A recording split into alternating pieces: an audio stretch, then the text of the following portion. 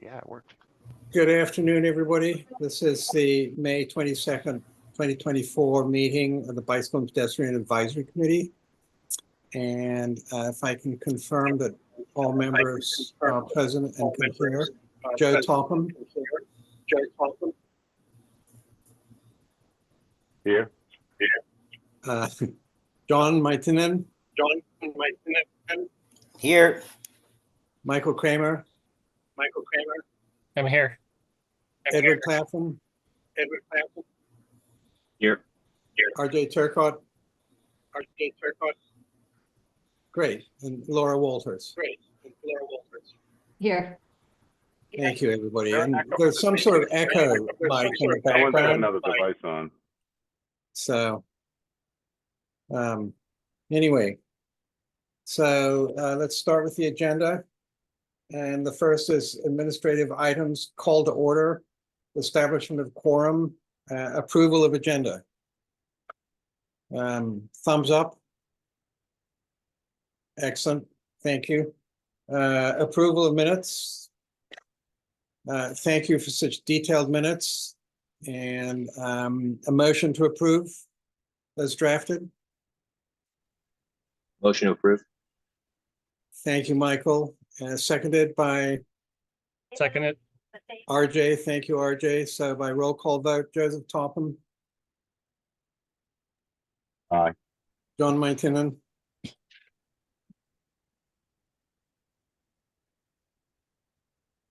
John, you're muted. I hear that. That's great. Michael Kramer. Aye. Edwin Claflin. Aye. RJ Turcott.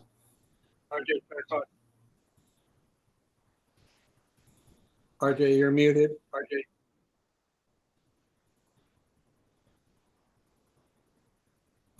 You're no, you didn't come through. So we'll take that for an aye.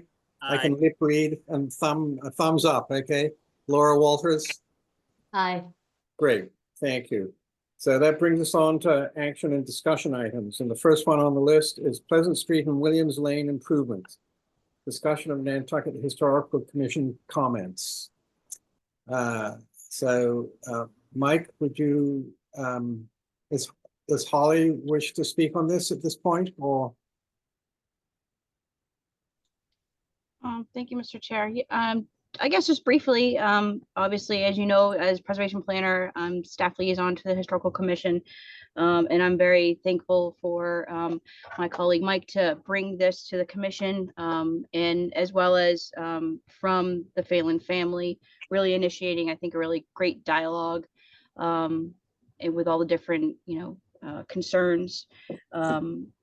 Because I understand this committee would obviously like to have safe pedestrian and bicycle access on Pleasant Street. But I guess the key concepts really would be to emphasize those character defining features of this part of town, and retaining the canopy and really the rural character that's what's left of this part of town. So you really got to think about it in context of this getting out to Newtown before the word Mid-Island ever existed, and its history that way. So I guess I'll move it back to Mike. Thanks. Mike? Thank you, Mr. Chair. In the packet is a letter that was submitted by Sam Phelan of 61 Pleasant Street. Well, that's his brother's place, 65 Pleasant Street. And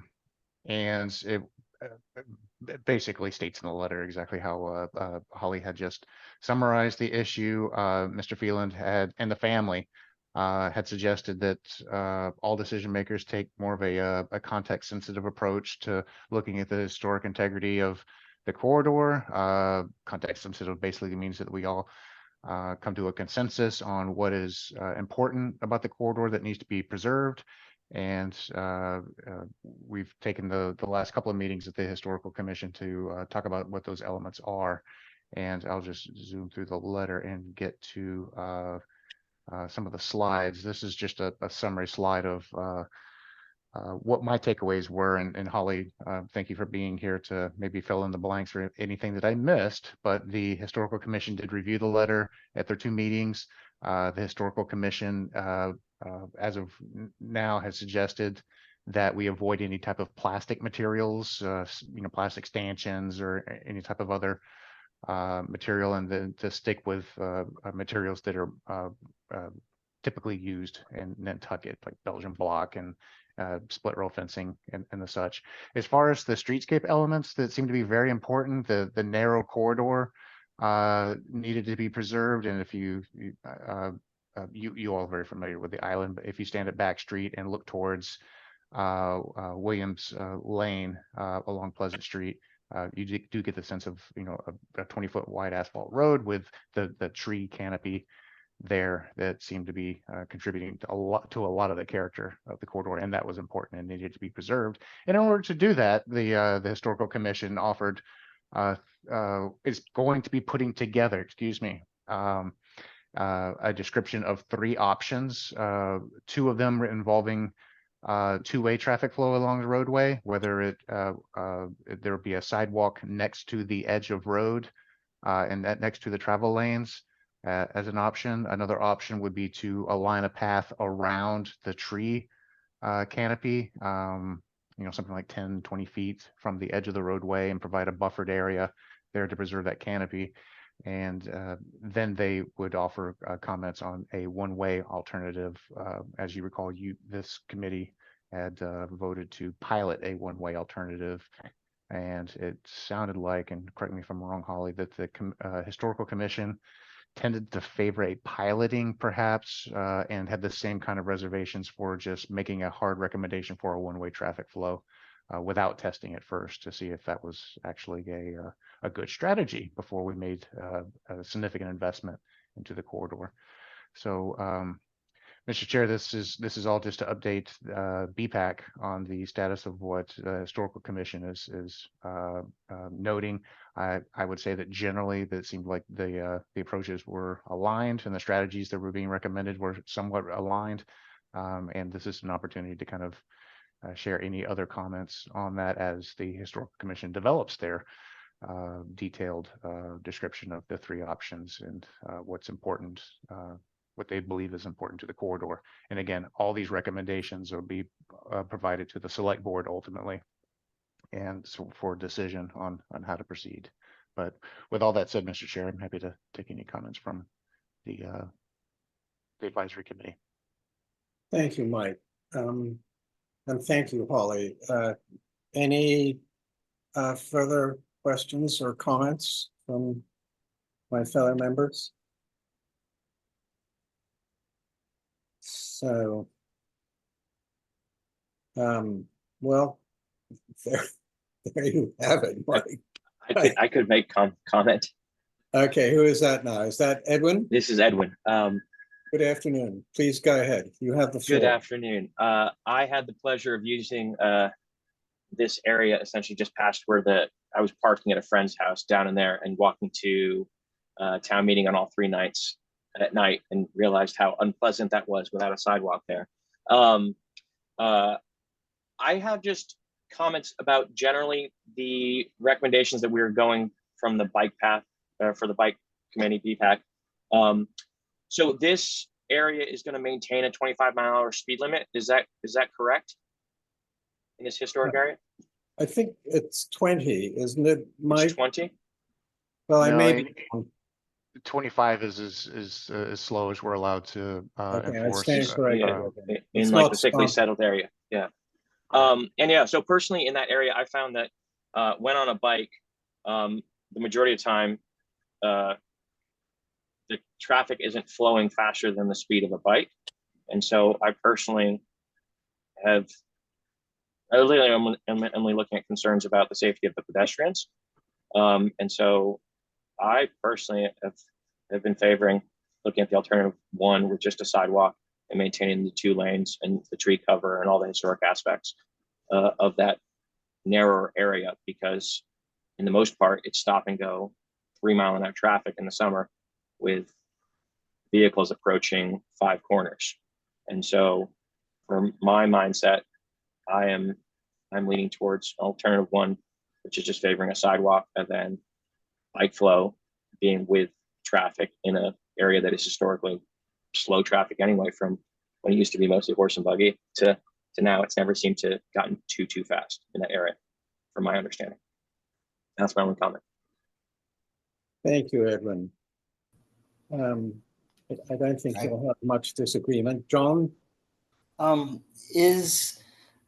So downtown on Washington Street and a couple of other, I guess on Orange too, they have those signs that for bicycles may take the entire lane.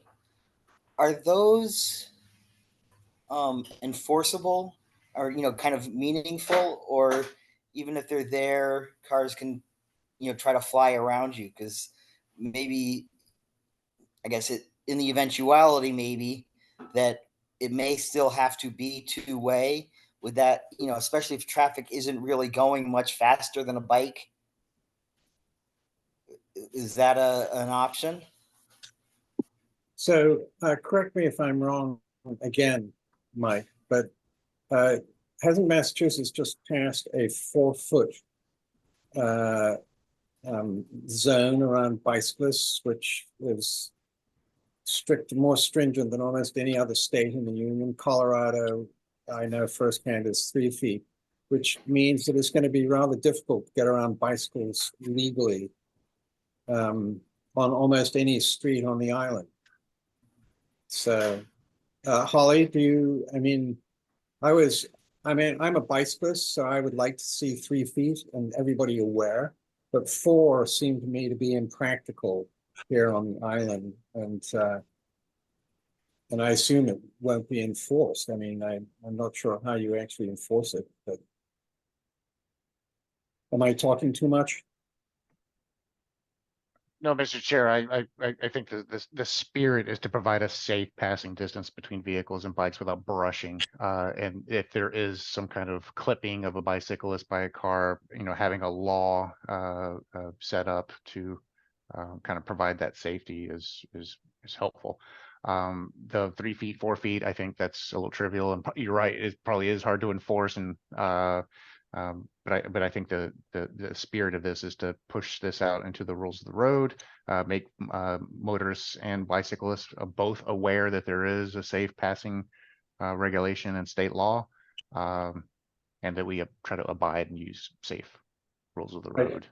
I think John's question was, did it mean that the bicyclists had the whole road? And I was in England last summer, and bicyclists have become very unpopular there in a number of rural areas because bicyclists insist on biking in the middle of the lane on very narrow roads because they have the absolute legal right to be treated as cars. And there's an aggressive minority that is upsetting a lot of people, a lot of motorists, unfortunately, because they insist on their right to really be in the middle of the small road. So, apropos, very little, John, except for a question. Yeah, and RJ kind of helped me kind of proofread the rules of the road that we're putting into the visitor's guide. And the cyclists do have the right to use a lane of traffic, and we should be letting them know that they have the right to be in a travel lane, so that we don't discourage that use of the mode. There is a restriction on going side by side, like you can't have 4 cyclists shoulder to shoulder traveling down the lane. You're limited to 2, and you're Well, and I guess my point a little bit was that, I when I bike into work, I use both Orange Street and Washington Street. And I do actually find a little bit of comfort in the statement. It may always be true, but the fact that I'm being told, and more especially the drivers, the vehicles, are being told that, I'm on the trike. I'm a wide vehicle for bike, I'm a little bit wide. And so the idea that I'm out in the middle of the road is, it's being, I don't know, it's being said that I have a right to be there. I try to stay over to the left. I'm sorry, over to the right as much as possible. But, there's a couple places where there are potholes, And again, I can't go between them, so I would prefer to go around them. And you know, again, it's a little bit more of a perception thing, but I think that can go a long way too.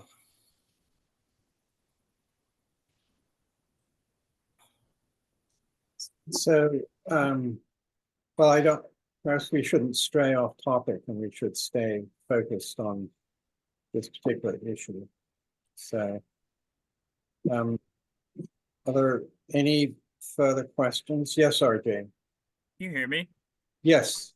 Okay, cool. I totally hear what John you're saying. I mean, I think the 3 or in our case 4-foot rule is a good one, but for this section of Pleasant Street where it can't be achieved, I really think that I'd like to see option 2 explored and look into piloting to see if a one-way would be possible.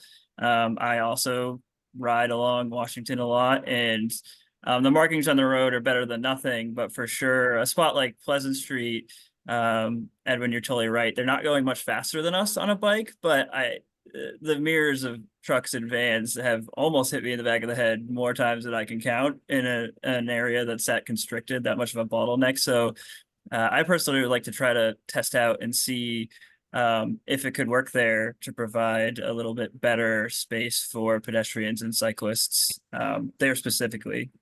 Thanks. Thank you, RJ. Yes, is it Michael or Michelle? Michelle. Michelle, I apologize. for That's saying okay. Michael's fine too. I would also argue, or actually a question when it comes to the kind of like the preservation part of it. So we need to take into consideration how we create a road in the historical district, but cars can be as big as they create them. And cars are getting bigger and bigger. That's more my issue, and that's also one of the issues that I have if I want to use a bike here on island, especially on a road where I have to share my bike with a car. I mean, is there a possibility to sort of restrict the size of cars in the historical district? It's more, I don't know. It's more like because if we need to use narrow roads because of historical district rules, why are huge cars allowed? I don't know. Just May I If- answer that, Mr. Chair? Yes, Holly. I love the So- idea of massive bollards, you know, and SUVs impaled on them. Sorry, That's been go the ahead, million-dollar question since 1917, I believe is the year, when Nantucketers actually debated on whether or not we wanted to bring vehicles to Nantucket to begin with. There is a possibility that we could have been like Mackinac Island, where you cannot bring a vehicle. So I think literally that ship has sailed along with our railroad, because that also sailed across the sea over to Europe during the war. So while I totally agree with you that you know, cars and vehicles and transportation devices, if you will, big trucks are getting larger, or they seem to be getting larger since the horse and buggy. You know, I really think it's really hard to kind of say that's a reason to, you know, limit or kind of, I don't know, it's paint a negative picture towards being the historic character. I think that's, if it was something that the town wanted to get into, I think they would have gotten into it by now. So I think all we can do is what the town has been doing, and with, I think, Mike's assistance with obviously the transportation plan, and trying to encourage, and what you all are doing, trying to encourage other means of transportation. We all know at the end of the day, we need to be fed. We need to have all these different things come over on the steamship. That's an issue within itself. Maybe it's looking at specifically limiting you know, truck routes, not just for the big trucks, but you know, and maybe other size vehicles. I don't know what the answer is, but yes, my point is that that ship has definitely sailed. Yes, thank you, Holly. And Laura, I see your hand up. Yes, I'm wondering, what some of if we were to pilot the one way, how involved is, and other than having to get approval and all that, like, what would the timeline be? Obviously there's a difference doing it busy season, quieter season, and what needs to be done to the road to do that. I'm just wondering like how involved, how quickly you could flip a switch to do that and then flip the switch back. Has there been talk about the cost and what sort of would be involved in doing it? Over to you, Mike. Thank you, Mr. Chairman. We do have a plan that was developed for the piloting to show just, putting out orange cones and things like this, and just what the temporary signage would need to look like, that would need to be developed for that. So that strategy is being developed. As far as the timeline, the discussion we're having internally with staff is, because there's a additional sewer work that's going to be going on along Pleasant Street, that if a pilot were to take place, it would be on the heels of that. As the street reopened from the sewer work, perhaps it could be opened one lane at a time, so to speak. And that would be the preferred time to do that. I don't have that date yet of when that work is going to be completed, and I'm not sure the sewer really knows with good precision when that's going to stop. But once we get closer to that time frame, we can work out the trial period. What we have talked about are setting up intersection counters at certain locations, starting out a public survey to make sure that we get input from people, make sure that we get good data to make sure that people are using it, and to see what the traffic flow conditions are, to be determined what the time frame is, though, as we get closer to that date. Thank you. Yeah, just to know if we were trying to rush to do it before the busiest part of the year, or if it would likely be after. Because a lot of people who don't live on the island probably wouldn't know about the change, and I don't know if that's more dangerous. People going the wrong way. Yeah, it's definitely not, I guess, for that part of it, definitely not something that's proposed for this summer. It hasn't been submitted to the select board for a decision to do this summer. So we're not prepared just yet, but ultimately the select board would need to approve that once we get closer, and that will likely be next off season. So, yes, Edwin. Thank you. Question: with the changes that are proposed to the Pleasant Street area, is there also past Five Corners going towards Main Street? That road has many sections that narrow because of alternate side parking or historic trees that overhang as well. If we are going towards a one-way option with faster flow of traffic in that one direction, is the intent to later on make improvements farther down Pleasant Street as well, to be one way, or has anything been proposed yet in that direction? Mike? Mr. Chair, no, that section, I don't think there's any suggestions to make any changes there, other than to approve the sidewalks, not approve, but improve the sidewalks. Well, in the past, correct me, but we've had discussions about changing the traffic flow from two-way to one-way. And both directions come with their own subset of problems of where is the traffic going to go? I mean, isn't this, as we reach a congestion capacity, it seems that it's, I don't know, if you like squeezing a balloon, it's gonna, wherever you've narrowed the balloon, it's gonna get larger on either side of where you're squeezing it. So has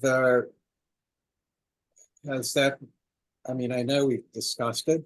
Do we actually have hard statistics on, I think we didn't we, Mike, a few years ago on this subject? I mean, it's been around for a while, hasn't it? So, it seems that just this section of the Pleasant Street, pardon me, would be in response to a change to the rotary in front of the high school, and then this would follow that. Is that where the planning in order would go? Mike? Ian, you asked about the impacts of the one-way, and we did discuss that this past fall, at least under one scenario of traffic flow, which did lead to what Edwin is saying is the impact was most severe at the Four Corners intersection. It's already a heavily burdened intersection that's at failing level of service and lots of delay, and that would just be exacerbated more from the approaches of the Prospect Street and the Atlantic Avenue approaches to that intersection. So there is a recommendation to turn that into a roundabout. That's not really progressed much recently. So there's going to be some time before that intersection is improved, if at all.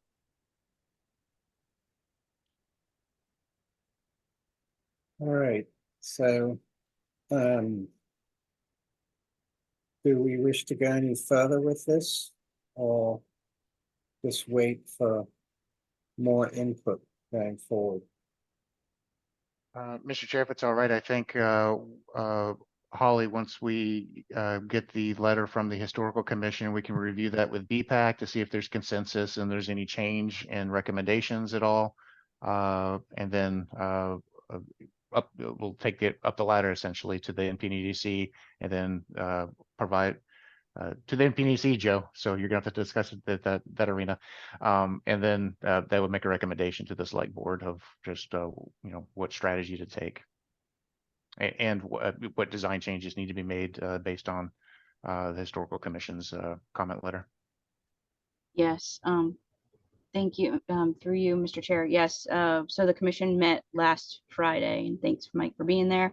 And they did vote to write a letter with these 3 different options. So I'm waiting for my chair and vice chair to draft that letter, have it circulated, and we'll be sending it to you all. And I will be more than happy to go before NPDC with Mike as necessary to help support. Especially the pilot. I think the pilot was something that I think the commission was very open to, understanding the issues and concerns, especially having the Phelan family bring this in a very proactive approach, and appreciate being included within this process together. So definitely will assist in that. Great. Well, thank you very much, Holly. And thank you for taking time out of your schedule to bring us up to date. So, Thanks, sir. So that brings us on to the bicycle safety campaign, discussion of e-bike classification and bike helmet promotion. And Mr. Chair, this is just an FYI. I hoped that the stickers would be finished so that I could actually hold them up and show them to you at this meeting. I think we're going to be looking for a Friday delivery date for those stickers, but this is the Brain Bucket Nantucket 2024 sticker. That's a 2.5 inch round sticker printed on highly reflective material. So it serves dual purpose, try to create more of a safety culture or a safety oriented culture for bike safety and to wear helmets and making sure that that's a cool thing to do and incentivize that. And 2, actually have the sticker be contributing to safety, being that it's highly reflective and you can see it at night, and hopefully that actually adds or reduces risks for the public. So to be determined if this takes off like wildfire and changes the culture and everyone wears bike helmets this summer, and safety is a cool thing and we all want to follow the rules of the road. To be determined how successful that is, but I think this is actually a very cool strategy. I will be reaching out to a lot of you all as we get the stickers and help distribute them, put it on your bike helmets exclusively, and we'll make them available to bike shops, sheriff's department, chamber of commerce, police department, again, to hand these out for free to anyone who actually has a bike helmet, and will agree to wear those on the bike helmet. Regarding the e-bike stickers, same story. These are printed on highly reflective material. This is a 2.5 by 3 inch, no, it's an 1.5 by 3 inch sticker, I believe, for class 1, a class 2 for pedal assist and throttle, and then the class 3 with a little bit of differentiation in color for e-bikes that can go beyond 20 miles an hour up to 28 miles an hour. And these will be provided to anyone with an e-bike that would like to have one of these stickers placed on the frame to let the public know what class of stickers they are. Again, the spirit of this, Mr. Chair, is that we help spread education about the classification system that we have in Massachusetts for e-bicyclists. That we do allow class 1 and 2 on our bicycle paths. So if you have one of these stickers on your e-bike, they are allowed to be on the bike path, and spread the education of that. Class 3s are not allowed on bike paths, and no e-bike is allowed on a soft surface conservation trail. So again, hopefully this takes off. This is our local attempt to help spread education on the classification system of e-bikes, make them more recognizable from a distance. I think I did share an example of a classification sticker that the manufacturer provides that's really impossible to see from any type of distance. So, Mr. Chair, as soon as we get these stickers in at the end of the week, I'll be sure to ask for your help in helping spread the word on the availability of these and what the utility of them are. I'm happy to answer any Absolutely, questions. and I'm sure everybody would chip in, and I don't know if you've approached Young's yet on the other bicycle rentals. But Joe, I see your hand up, so. Thank you, Mr. Chairman. To you, to Mike. Mike, how come you didn't class 3 do like a red or something that just jumps out?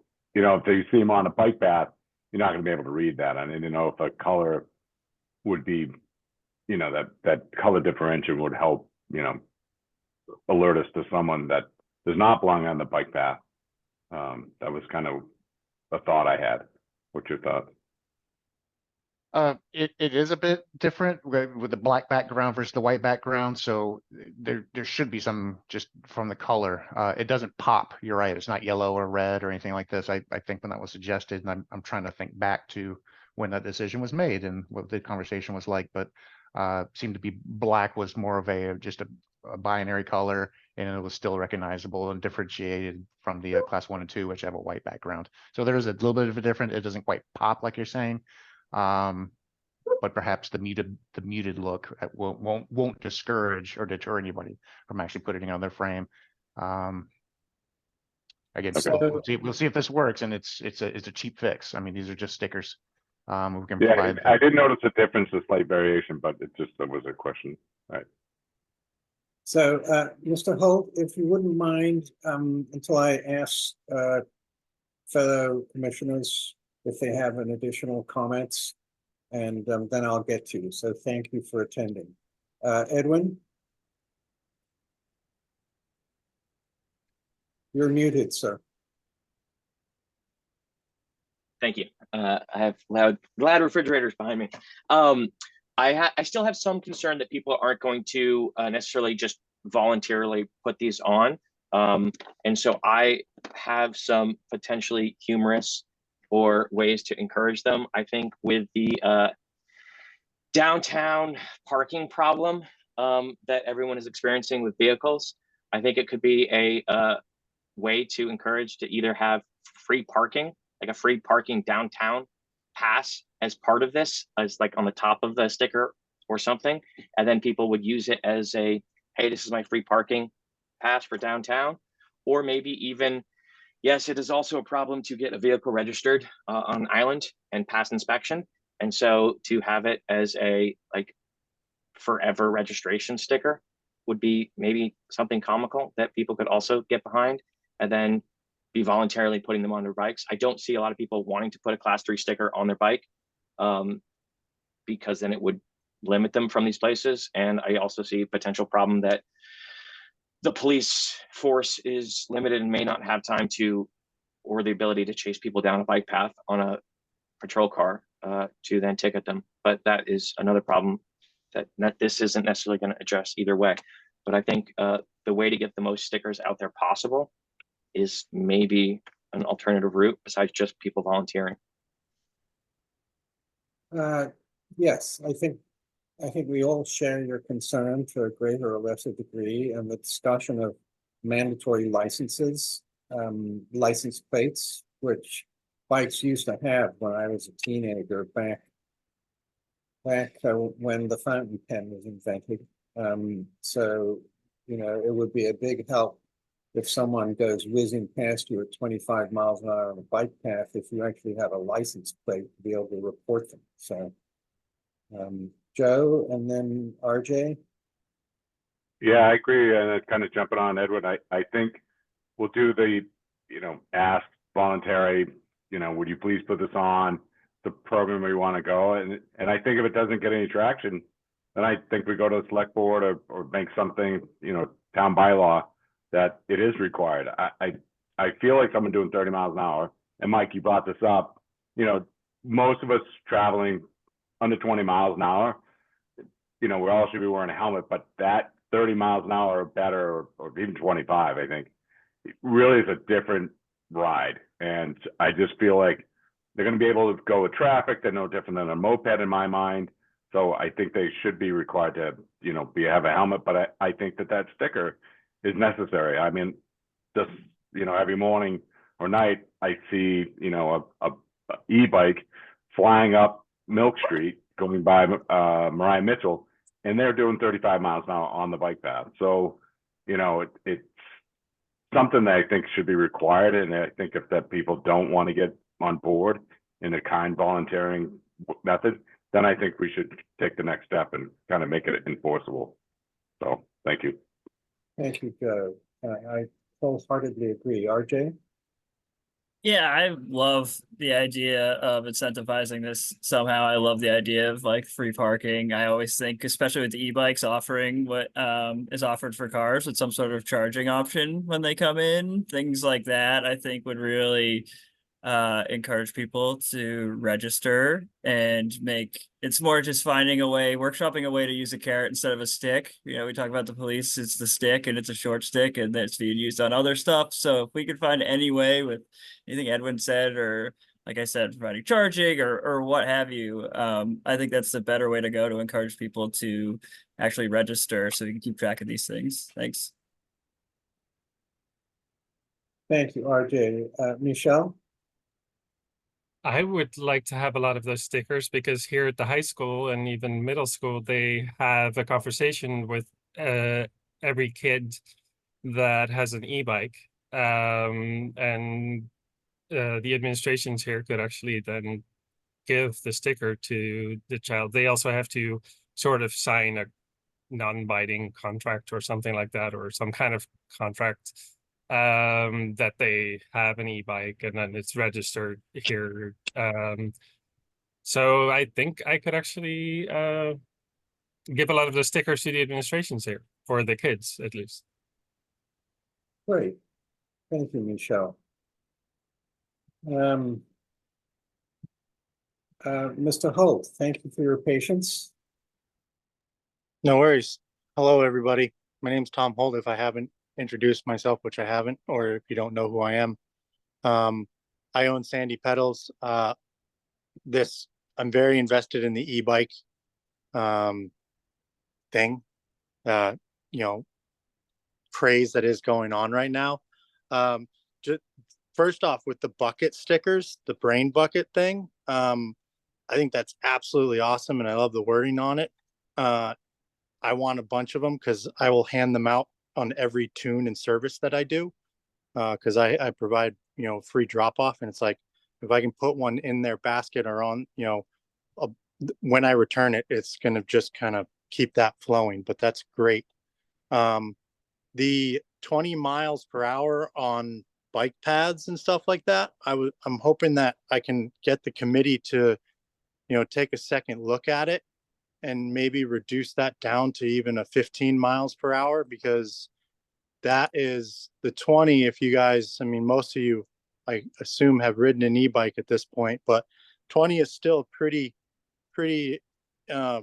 intense speed, and it's an even more intense accident. And I would suggest to the committee to, communicate to the town that we don't want to be a part of anyone losing their life. And if you take the small difference between 15 and 20 miles per hour, the accident and impact, even with helmets and stuff like that, it's a drastic difference. And I think that would be a good way to prevent any injury or death in the future. I know that it's a little more difficult, but there is an option and capability to go in and reprogram some of these things. As far as stickers, I guess you guys kind of answered a lot of that, but it's as far as classification stickers, it's purely optional for the riders and owners of this to put these on their bikes. That's a question which you guys answered. And Edwin's ideas of trying to incentivize people is awesome. And I try to do that every day, of think about how to make this safer for everybody. But yeah, somehow making them bigger, brighter, and giving people free money, if that's how we can do it, that would be that would be amazing. The other thing I have, and this is kind of in left field, but this is something that I was wondering if the town could explore, and with the BPAC suggestion, but what if we ask the town to remove parking and vehicles from the historic downtown district? I know it's wild, but we have a bunch of restaurants and amazing restaurants and amazing shops. The people that come to this island are going to find a way to get to those, whether it's by bicycle or taxi or Uber or a bus. So I don't think that vehicles are a necessity. I think that we're allowing people to, say, yeah, no, we're gonna provide you the service of parking. I mean, it's on this island, that's a really big thing to have is parking out here. And it's like, one way or the other, they're going to find a way to get to what they want, and that's good food and good stores. So I think there's a way we could kind of tweak what we have going on. But that's, again, I guess that's a pie in the sky idea, but it's still something to look into, because that would increase the economy as far as transportation along the lines of, the buses and the taxis and the Ubers and everything. It'd kind of just be beneficial to our tourism economy, and then increase the safety and increase the flow of traffic, because we're not having as many cars going down there. Again, just an idea. But that's kind of all the notes that I have and stuff I'd like to talk about. And I appreciate you guys letting me kind of have a pedestal to kind of speak up here. But yeah, that's kind of all I got at this point. Thank you. Mr. Hope, thank you very much for participating, and I hope you participate more. We've had a discussion of speed limits on the bike path for years now, and have been trying. I don't know how come we still don't have any signs at all, either for speed limits or discussions about courtesy to other bicyclists. And as to your point about, hitting someone at 20 miles an hour, I mean, God help the person who's hit, really, as well as the person on the e-bike. And my understanding is that sort of after 12 miles an hour, a helmet is of very limited use in most actual accidents because of the severity. And having been out with my granddaughter when people sped past, I was alarmed at, what might have happened if she'd been hit. So, and Mike, I hope at some point we can have a future discussion and try to actually finally get something done on the bike paths to limit speeds and have signs, cautionary signs. Joseph, you had your hand up, sir, and then RJ. No, sorry, forgot to take it down. RJ? Thank you, Ian, and thank you, Tom, for your comments. I've been saying for really since the pandemic, when I get to see and notice how much the restaurants get to use the sidewalks and outdoor dining, and then started to look around at how other communities and even other countries do outside compared to us. I mean, we maintain this beautiful historic downtown, and we use so much of it for car storage. And I've been wanting for a long time to discuss like how to make it so that the businesses are better able to do their thing in a place that we've worked so hard to maintain, especially the areas of cobblestone and the historic areas, really downtown. So I love that idea. I appreciate the comment. And then I just wanted to go back to something you said about reprogramming. What did you mean by that as far as the e-bikes go, Tom? Hold on a second. So there is, depending on the bicycle company that you've purchased your bike from, and the manufacturing motor that they've installed on or chosen to build their bike around, you can ask those companies to reprogram those bicycles. Most of them don't like you to do it. I should say that most of them don't want to do it because it's a bigger pain in the ass for them, but it is possible to do that. Even with, it's a small cable that you hook into either the monitor of your bike, or sometimes it has to hook into your motor. But with any computer, you can go in and you can adjust the speed, the maximum speed and the maximum acceleration. So like most e-bikes have, what eco all the way up to sport, or, whatever it is, plaid mode. But you can go in and you can actually remove those plaid and sport and, blow your hair back modes, so that people aren't just kind of maximum acceleration. And then also, even if it did have maximum acceleration and you can't remove those from any particular motor, you most of the time can just set it to 15. So they can go 0 to 15 as fast as they want, but then that motor isn't going to surpass 15 miles per hour or whatever. Most of the time you can choose what you want your top speed to be. So that's kind of just, what I've done for all of my e-bikes, the entire fleet, just to be kind of take preventative measures, because I don't want to be part of a problem. Thank you, sir. Tom, Joseph, did you put your hand back up? Yeah, I did. Thank you, Mr. Chairman. I'm a little offended by the hair back comment, but no, joking. It's okay. It's okay. But first off, no, I like the putting the reducers, and I've heard of parents buying bikes and the kids buying a cheap modification to make it go faster. So I don't think it's that difficult to upgrade or downgrade it, which is great. But we should be concerned. But one of the things they are trying to do is we just piloting to see the wave, having it free and see if that brings more ridership and less cars, and maybe if there's less traffic, maybe more and more people want to ride their bikes. So we're trying to find out different ways and different avenues to kind of alleviate some of that and less traffic. And a Wilkes Square is like being talked about, like coming forward, but I would love for the town to say, hey, we're going to go down 3 stories or a story. We're going to have underground parking or something. I know they have a plan going forward, but is there any way to get some of the traffic out of there off the streets, so just to kind of clean it up and allow more space and everyone for pedestrians crossing, bikers, etc., to make it a little bit safer in downtown. So thank you, Mr. Chair.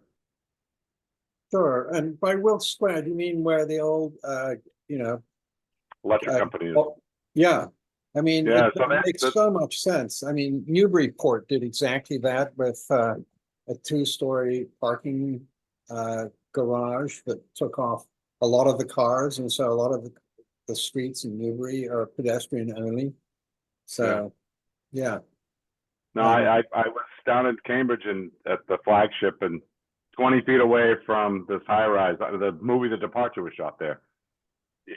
That building has 5 levels below, underground parking. It's kind of amazing to go in there. But, you know, something just, I know people worried about, you know, putting on a crack ad, but, you know, worried about flooding, et cetera. But I think it is, one, probably contaminated sand. So whatever oil was in there, gets out the toxins, you know, remove them and see what we can do to purify even more. But to go down a level or two with parking, I think would be huge. I think you'd, in the parking plan they have anyways, I think it was 170 spaces I counted. So, I mean, that would be huge to have all the downtown businesses, you know, or during the winter, contractors, they were able to park their vehicles, go off island, you know, kind of free up some space. I think it would be wise, but I don't know if anyone has the stomach for the cost of it. So, but it would be a wise choice. No, I think I totally agree. And you know, it would make such a difference to downtown, but I think you'd recoup your costs surprisingly quickly in terms of the influence on businesses down there. So, Edwin, you're offering free meals, did you say, to people who adopt your proposal? I was not necessarily doing that specifically, but right. we do have 2 free parking spaces available for customers in the evening. So, you know, what I was going to comment about was, it just seems as if right now we're in the American manufacturers of e-bikes are under some rulings and guidelines that they have to administer somewhat, but then the international markets, every country has different rules, and so manufacturers throughout the world are producing different styles, and so conforming to different styles and guidelines isn't really happening. And the fact that there's hundreds, if not thousands, of e-bike companies now that you can buy and have shipped here so quickly means that classification still is such a vague world that we're in. And we're kind of right now in the era of like the hot rodding of vehicles back historically, basically before they had come up with registrations and emission tests and all these other things that you had to pass. People could just modify whatever they wanted. So even if you do have a 75 watt motor, you can attach 4 motors. You can change your crank size. You can change your wheel size. You can do so many different things to create different sizes and speeds of electric vehicles so easily now that it circles back to basically establishing speed limits on, you know, wider bike paths. Maybe it could be for faster bikes and narrower paths for things. And I don't know, we're maybe coming up to rollerblades with electric assists, and like the technology is just going so quickly that people are going to be on sidewalks, not with a vehicle that's supposed to be classified in one thing and not as the other. And the micromobility world is just changing so fast that even with these classifications, they may change so quickly. And I also know that right now, last year, you could get a few different options for a tow behind for a bicycle or an e-bike. And now on Amazon, there's like 14 pages of cargo carriers of a variety of different widths. And you now have a tow behind that can carry a kayak, a small sailboat, a paddleboard. And so I think we're going to get to the summer and all of a sudden we're going to have comically viewed things being towed behind e-bikes very easily. And we're going to see them hit the streets before we've even thought of the possibilities, essentially. So I think while the classification system of 1, 2, and 3 is a good start, we're going to be spreading out into so many different styles of micromobility. They're going to happen on this island so quickly, especially since people are coming from all around the world. And most people aren't going to ship and bring stuff on their boat themselves. They're just going to get here and click a button and it's going to ship via FedEx to their house in a week. And then they're going to have a new form of transportation. So, yeah, I think the guidelines are great. But it also comes back to the speed issue. I know that on my cargo e-bike, I only go 19 miles an hour on it. If I pedal really hard, I can get going faster. And if I'm going downhill, I'm going faster, but it doesn't change the classification. If I'm pedaling really hard or I change my crank size on it, I can produce a faster speed without changing the motor. But that becomes an unsafe speed for operating. I know that on my road bike, when I was physically a little bit more fit, I would hit 40 miles an hour on a road bike that's unassisted. And no, I wouldn't be on a bike path, I would be on the road. But then you have people who are on a cruising bike going 10 miles an hour on a road. So I think all of these debates end up just being so muddled. And it's going to probably end up reverting eventually to safe speeds established for different styles of transportation in different areas. Thank you, Edwin. And in fact, Sorry, Yeah. just adding more problems. Thank you. no, you really aren't. And you're putting your finger on, I think what we're all feeling is that speed on bike paths, it's paramount to post speed limits on the bike path as a first step towards reining in what is every year, we all see bikes going much too fast in terms of safety for their fellow bicyclists. And Mike, how can we sort of try and move this up the chain of command? Because I'm quite sure that we would, well, speaking for myself, I would recommend this afternoon that we start posting speed limits on the bike paths. So. And Edwin, do you have a follow-up with your hand, or is it just still up? No, I'm just learning. Oh, okay. So. Am I expressing a general consensus here? Yeah, yeah. So. Mike, oh, so Edwin, you're muted. Sorry. If you're saying Sorry, something. is there a difference? Is there a different requirement for posting a sign versus painting on the bike paths, like right lane, left lane, no more than 20 miles an hour? Does that not require a passing of different, I don't know, if there's different guidelines for posting that would require a state level versus a local level or anything like that? Is there a difference between those? Over to you, Mike, but isn't the speed limit on multi-use paths 15 miles an hour? I honestly, I have to double check and see what the enforceable speed limit is on paths. I don't believe that there is. I just know that there's a design speed for paths for curvatures. That's designed for 20 miles an hour. That's what design engineers are given when they design the paths.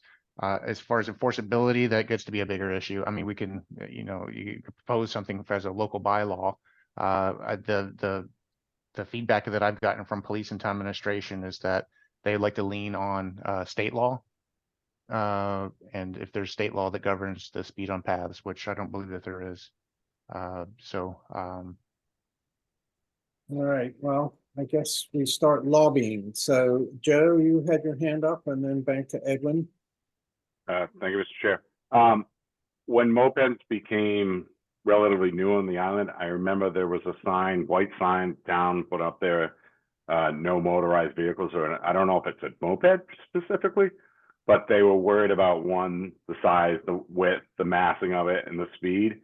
So that's why they were pushed back on the road. So I feel like there's precedent in the town to do something like that. So, and the other part, kind of jumping back to some of the things you guys have all said, I don't know why it is, but I hear a biker more than I hear an e-bike.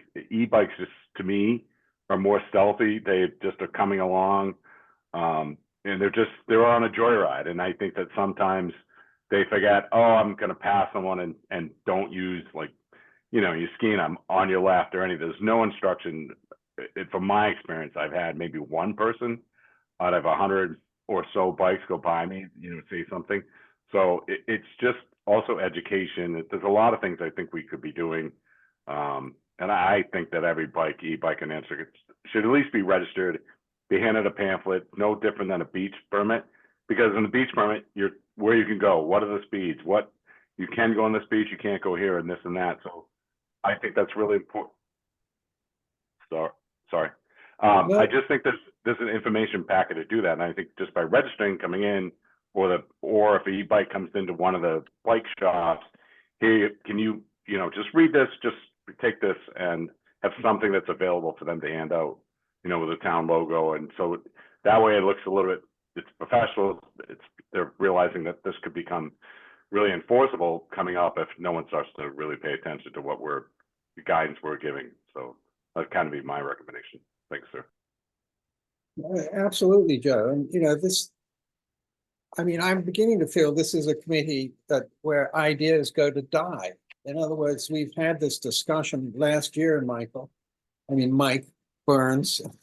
We had the discussion about putting signs up by the water, by the water fountains of best behavior. In other words, exactly what Joe is referring to. Ring your bell or warn people that you're coming up to them when you overtake, et cetera, et cetera.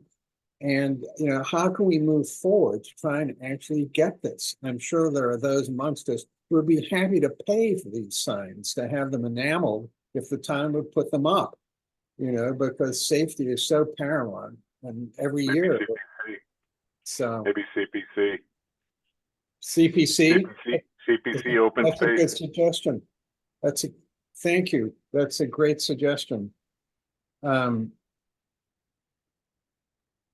Mike, is that something that we can pursue further? I know you have a lot on your plate. I would say we did as a first step. We did just that, and RJ kind of helped refine the rules of the road and the regulations for cyclists and motorists, and put that into the pocket guide that we have for visitors.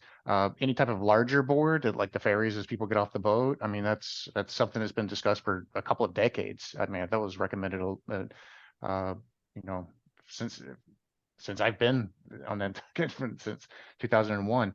It just hasn't been implemented because I really don't think there's an appetite for the broader community to have a board of the rules and regulations for bicyclists. The way we've all kind of agreed to put those in the writer's guides and the videos and stuff that our communication staff puts together. I think there's effort. It's just putting it on a placard down in town somewhere. That's the one thing we haven't done.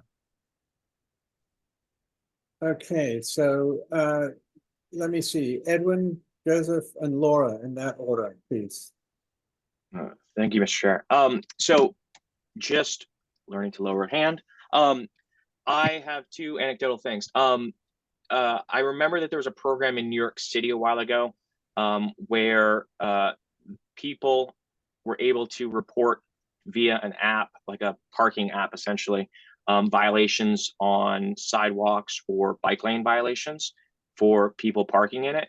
And the individual that took a picture and submitted to their website received basically like a 5% or 10% of the parking violation that the town enforced. So by having community enforcement of this and submitting basically a license plate shot where it was blocking a bike lane, there was one individual that made in a year $200,000 in reporting violators for lane infractions, and it really helped propagate the use of the bike lanes and keeping them open.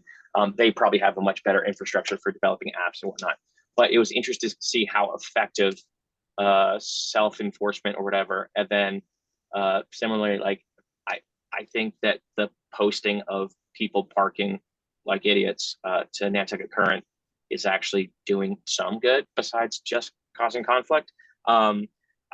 Maybe there's ways to have bike speeding or other things be communicated back to ways to be enforced via an app or via some sort of community self-policing.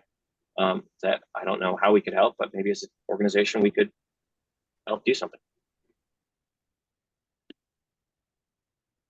That sounds like an excellent suggestion. We have a number of apps, right, that the town uses already. So should we put that on the, yes, Mike? Sure, if it's all right. I think Edwin kind of answered his question. I think that the Facebook page is kind of a popular and fun thing to kind of track. I think it's fantastic.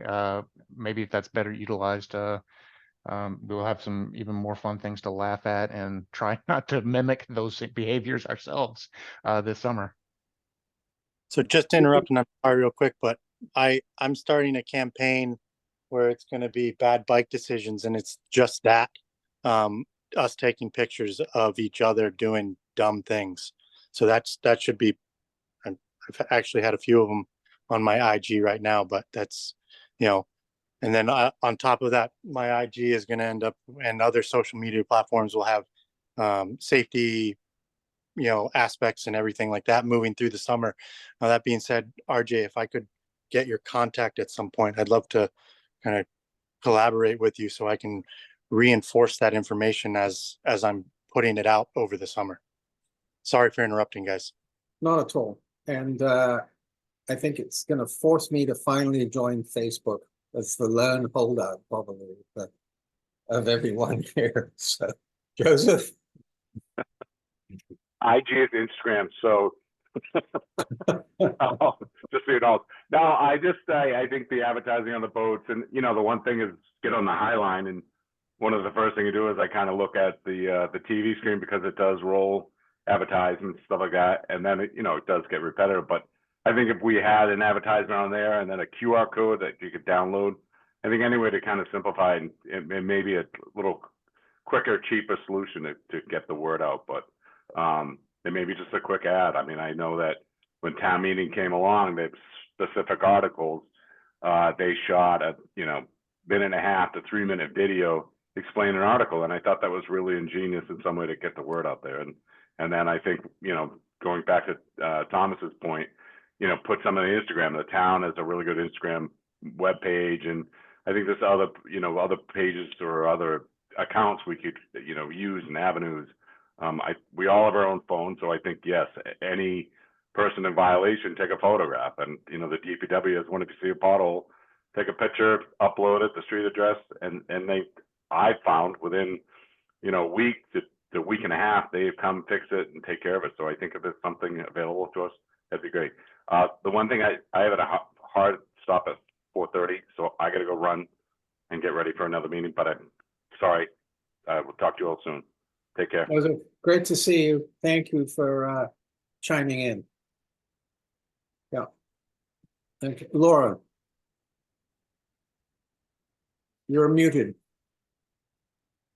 All right, sorry. So I'm having a flashback to the 80s, growing up in a small town where everyone rode their bikes, everyone had mopeds, like it was huge. And I know we can't go back on e-bikes, but I think the difference there was that everyone had to get a license, everyone had to have a helmet. People knew that was taken away if they didn't follow the rules. But it occurred to me as we were talking, the difference so that, again, the town where I was, speed limit was 25 everywhere except for one road was 40.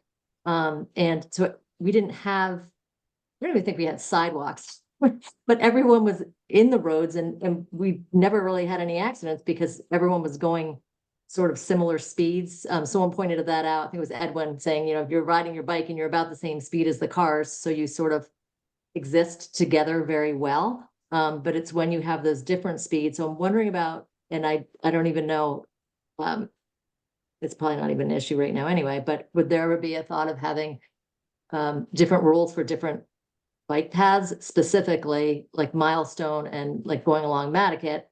You don't want slow, motorized anything that's not a car on the road. But you certainly don't want anyone on an e-bike on a sidewalk getting into a tricky, busier area. So I don't know if there's sort of like classes of, and I'm not thinking of, splitting it out in multiple different ways, but just have, some obvious bike paths be okay for e-bikes, and other ones it's absolutely off limit because it's around the schools or it's congested, too many pedestrians, because you definitely get less pedestrians when you start getting out the ends of the island. So this is the thought. Well, it's an interesting concept. I think Michelle was saying how many e-bikes are on the school system. So it's sort of, to a certain extent, it's not the potential speed of the e-bike. It's the actual speed that is being driven on the bike path that is, of a primary concern. I'm not sure how we could go about doing something like that. But I take your point. It sounds idyllic, and of course it was pre-cell phones, wasn't it? So you didn't have any drivers on their phones. So different era. Exactly. Well, I also think we have a perfect storm here with, I will admit it, I got up at 1:30 this morning so I could get on the inspection line before 2 a.m. and I was number 5 in line. So I had a lot of time thinking in the car today about how many cars are on this island. And we certainly didn't have that problem growing up, and we just have more cars. And then now we've got the bikes on top, the e-bikes with bikes. It's just a lot of, there's so much use in so many different ways, and new people to the island, just a lot happening. So scares me every day. Right. You're not alone in that at all. So Michelle? You're Yeah, I agree with Laura. But then I kind of like in as an addition, it's also a little bit the infrastructure that the kids on the e-bikes need to use. Like for example, there are quite a lot sometimes on Vesper Lane. I think I've talked about this before, but like currently it's more of just a sidewalk, but they use it also as a bike path. Not just the kids, by the way, also adults, the tourists and stuff like that. And it's just you kind of see that they get insecure of where they have to go to. And then once somebody on an e-bike or a bike in general gets insecure, you kind of like get that, like they go from like on and off, because then when you're walking there, they have to get off. But then, so it's a little bit the infrastructure itself as well around the school, and then especially at the four corners kind of situation. Like when you come off of Surfside and you want to go in the direction of Atlantic Avenue, you see a lot of people like, okay, what do I do there? On a bike, because you come from the left, and then there's not really a bike path anymore. So then I guess sort of like intuitively you want to go to the right because you need to go on the right on a bike or on the road. Anyway, so I guess those kind of things need to be then thought about and addressed as well. How do you transfer from one road to another as safe as possible on a bike or e-bike or anyway. Long story short, I agree with you, Laura.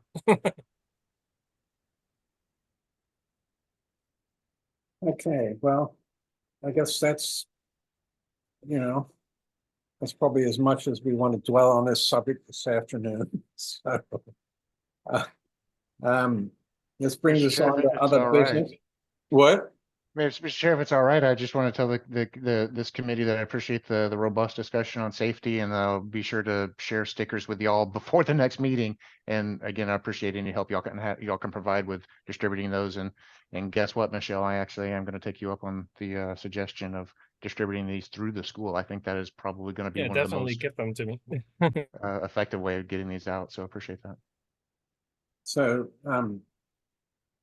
thank you, Mike, and please let me know. And how many are being printed? Do you know? Are we talking thousands? I want to say we have 500 each of the classification stickers, and I believe we have 2,000 of the bike helmet stickers. So hopefully we get all the bike helmet stickers out, and we can start printing the 2025 stickers and start thinking about that design because it was so successful. So we should have plenty to go around. Okay, great. So other business, either committee comments or any public comment. Tom, do you have any last comments to make? Hold on, figuring this out on my phone. Yeah, sorry, my trying to do phone because my computer's not working. I as a business owner for bicycles, I can kind of just stick those stickers on people's e-bikes as they come through, and classify them for them, if we want to do that. So I can grab a bunch of those stickers as well. Just, I'm more than happy to throw out as much safety as possible on this island because, again, I am in the e-bike industry, and I take it very seriously, the safety aspect, because I know exactly what these things are and they're dangerous. Great. Well, thank you. I look forward to hearing how it progresses and how many you use. So I hope we hear back from you.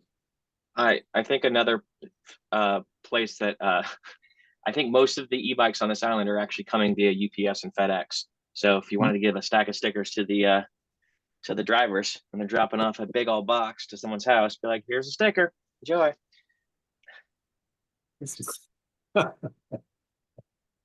Wow.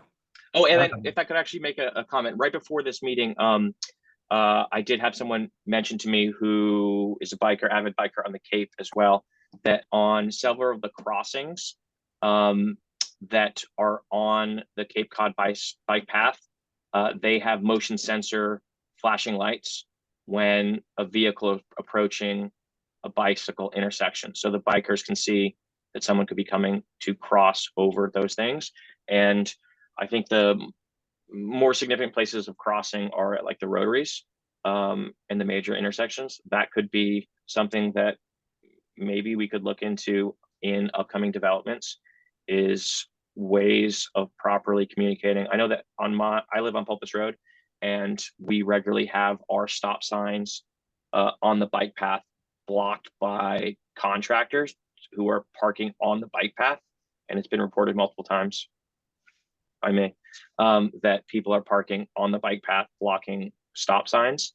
But it seems as if that on some of the roads on the island, there is not necessarily a designation of a yellow line that you can't park on certain roads. So people just park along the shoulder of a bike path, which then limits the view of roads and crossings when bike lanes are crossing them.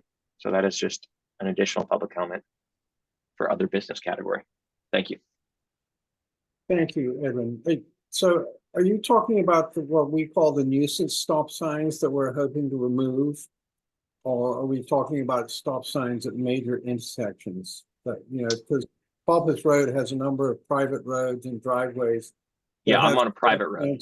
That are illegal, in fact, and they're due to be removed. So, you know.